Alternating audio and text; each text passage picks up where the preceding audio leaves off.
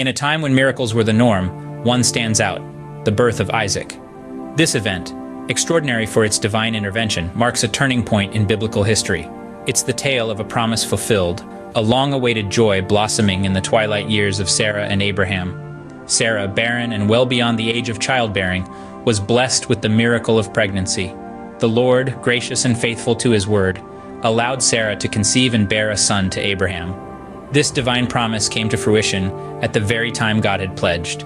In his old age, Abraham became a father to Isaac, a testament to God's unwavering promise. The birth of Isaac brought tremendous joy to his parents. Sarah's laughter echoed with the merriment of an unexpected blessing, a blessing that seemed impossible in the face of human limitations.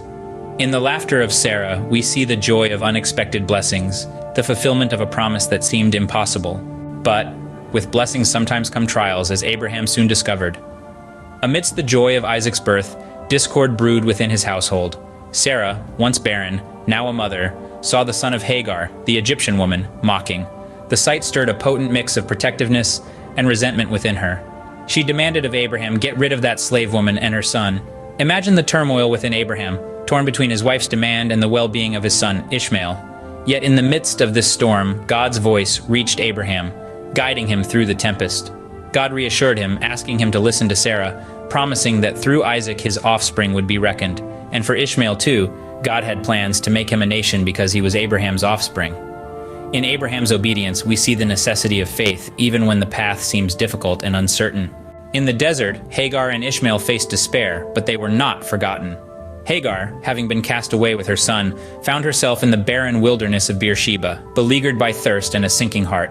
Yet in this dire situation, divine intervention graced her. God heard their cries, their anguish echoed in the heavens. An angel called out to Hagar, assuring her, dispelling her fears. God's eyes never left them. He opened Hagar's eyes to a wellspring in the desert, the very symbol of life amidst desolation. And so, Hagar and Ishmael were saved, their needs provided for by a caring God. Ishmael grew, nurtured by the hand of God, destined to become the father of a great nation. In Hagar's story, we see the promise of God's provision, even in the most dire of circumstances, a testament that no one, not even a servant woman and her son, is beyond the reach of God's compassionate care. The birth of Isaac, a miracle in a time of miracles, offers us many lessons.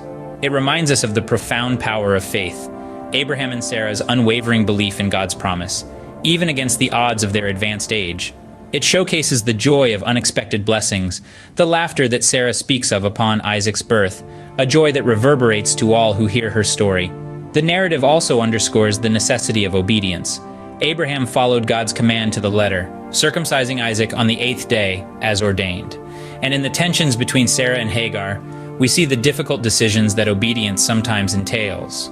Finally, Isaac's birth points to the promise of God's provision.